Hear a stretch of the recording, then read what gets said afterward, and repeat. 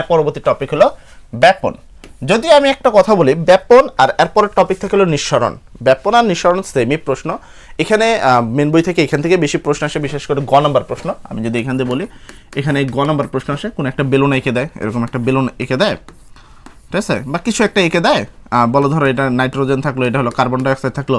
গ নাম্বার প্রশ্ন বলে যে ব্যাপনের হার নির্ণয় করো, কে কে কার থেকে কতটুকু ব্যাপন বা কার ব্যাপনের হার বেশি, এই ধরনের প্রশ্ন থাকে, ঠিক আছে। তো এই প্রশ্নগুলোর উত্তরের জন্য সিম্পল কিছু জিনিস, এমনি তো নর্মালি তেমন কিছু জানা লাগে না, বাট ব্যাপন যেহেতু পড়াচ্ছি তাই ব্যাপনের সংজ্ঞাটা জানতে হবে। তোমাদের মেন বই প্রথমেই পেয়ে যাবো, দেখবে এরকম একটা লেখা আছে। তো সেখানে পেয়ে যাবা, লেখা আছে কি, কঠিন তরল বা বায়বীয় মাধ্যমে কোনো পদার্থের কণাগুলো স্বতঃস্ফূর্ত ও সমভাবে ছড়িয়ে পড়ার প্রক্রিয়াকে ব্যাপন বলে।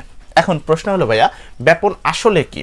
ব্যাপন প্রক্রিয়া তোমার কি, প্রক্রিয়ার উচ্চ ঘনমাত্রার চাপ থেকে নিম্ন ঘনমাত্রার স্থানে দিকে স্বতঃস্ফূর্তভাবে চলে। স্বতঃস্ফূর্ত মানে কি জানো? আমি তোমাকে একটু বলি, স্বতঃস্ফূর্তভাবে মানে সমভাবে যায়, সমভাবে।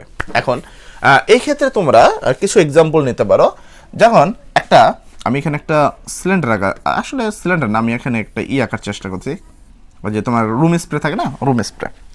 তো এখানে একটা রুম স্প্রে, এই রুম স্প্রে থেকে তুমি গ্যাস ছাড়লা, কি হলো, তুমি গ্যাস এরকম ছাড়লা, তাই না? তো গ্যাস ছাড়লা, গ্যাস ছাড়ার পরে এটা তোমার ঘর, এটা তোমার ঘর। সেই ঘরে দেখবা সব জায়গায় এই যে রুম স্প্রে যে গন্ধটা, সুগন্ধটা, এটা কিন্তু ছড়িয়ে যায়।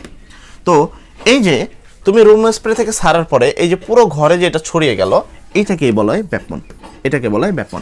আর এটা কত জোরে ছড়াতে পারে তাকে বলা হয় ব্যাপন, এটা হলো ব্যাপন, এটা হলো ব্যাপন। আর এটা কত জোরে ছড়িয়ে যেতে পারে, দেখবা কিছু গ্যাস আছে অনেক তাড়াতাড়ি ছড়িয়ে যায়, কিছু আছে মানে ছড়াইতে সময় লাগে। তো এটা যত তাড়াতাড়ি ছড়াতে পারবে একে বলা হয় হার, তার হার তত বেশি। তাহলে মেনলি হলো ব্যাপন কি, এটা আবার পড়লেই হবে যে কঠিন তরল এবং বায়বীয় মাধ্যমে তোমার কি স্বতঃস্ফূর্ত সমভাবে ছড়িয়ে পড়ার প্রক্রিয়াকে ব্যাপন বলে। ব্যাপন মানে হলো কোনো একটা গন্ধ ছড়িয়ে যাও, যেমন একটা কাঁঠালে দেখবা যদি একটা পাকা কাঁঠালকে তুমি ঘরের কোনো একটা কোণায় রাখো, কিছুক্ষণ পর দেখবো পুরো ঘর একটা কাঁঠালের একটা সুমিষ্টি গন্ধে কিন্তু তোমার কি ছড়িয়ে যায়। এই যে মিষ্টি গন্ধটা ছড়িয়ে গেছে, এটাই হলো ব্যাপন। রুম স্প্রে করার পর দেখবো পুরো ঘরে কিন্তু ওই স্প্রে যে সেটা কিন্তু ছড়িয়ে যায়। তো এটাকে বলা হয় কি, ব্যাপন, ঠিক আছে। তো এই হলো আমার ব্যাপন। এখন ব্যাপন থেকে কি ধরনের প্রশ্ন আসে? ও আরেকটা বিষয়, ব্যাপনের হার। দেখো, কঠিন পদার্থের ক্ষেত্রে ব্যাপনের হার সবচেয়ে কম, কঠিন পদার্থের ক্ষেত্রে ব্যাপনের হার সবচেয়ে কম। আমি যেমনটা বললাম যে এই যে ইগুলো যত তাড়াতাড়ি ছড়িয়ে যাবে, যত তাড়াতাড়ি কি হবে, ছড়িয়ে যাবে, বা এদের মধ্যবর্তী দূরত্ব মানে দৌড়াদৌড়ি যত বেশি করবে। ব্যাপন বলতে আমরা এইভাবে বলতে পারি যে দৌড়াদৌড়ি, ধরো একটা যে যত বেশি জোরে দৌড়াবে তার ব্যাপন হার তত বেশি, যে যত দৌড়াতে পারবে না তার ব্যাপন হার তত কম। এটা বোঝার জন্য আমরা একটা পাতলা মানুষ এবং একটা মোটা মানুষের নিতে পারি। একটা মোটা মানুষের ভার বেশি থাকে, একটা পাতলা মানুষের ভার কম থাকে।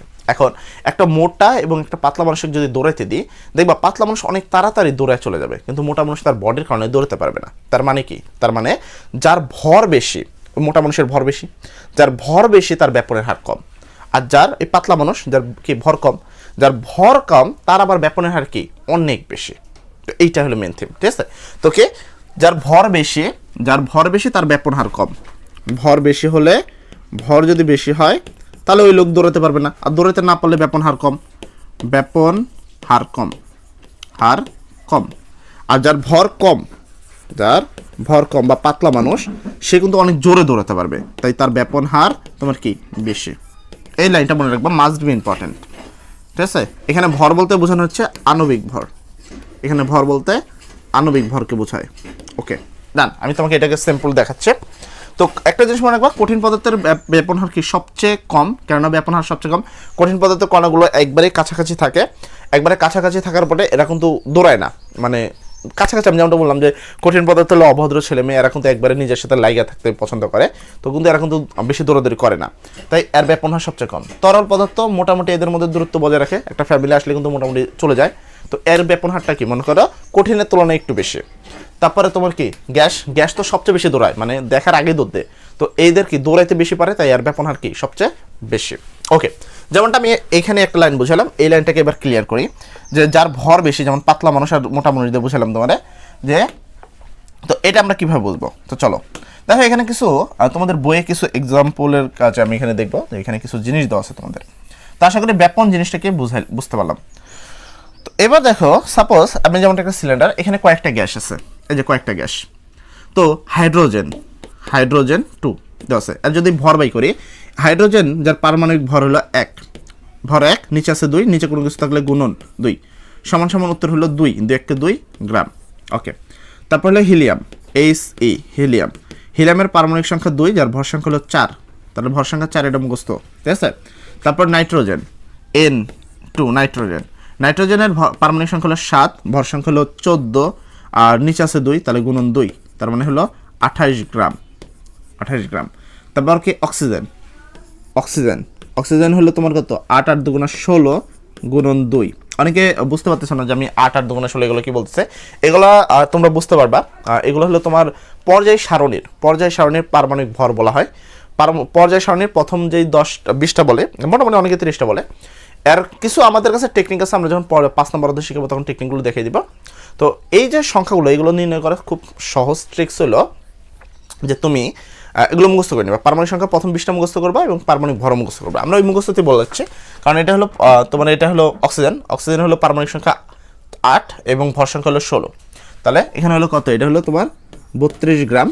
আর কি আছে, কার্বন ডাইঅক্সাইড কার্বন সি, এটা হলো তোমার 12, মূল চেঞ্জ করার লিখে যোগ, অক্সিজেন হলো 16 গুণন 2, তাহলে টোটাল করলে হলো 12, আর এটা হলো তোমার 16 × 2 = 32 = 44, এটা হলো 44 গ্রাম। আচ্ছা, এবার আমি দেখো, এ হলো সবচেয়ে পাতলা মানুষ 2 গ্রাম, এ হলো সবচেয়ে বেশি পাতলা, তারপরে পাতলার দিকে এতি পাতলা, তারপরে যদি হিসাব করে এ, তারপরে হলো এ, তারপরে এ, তার মানে পাতলার দিকে এ সবচেয়ে পাতলা।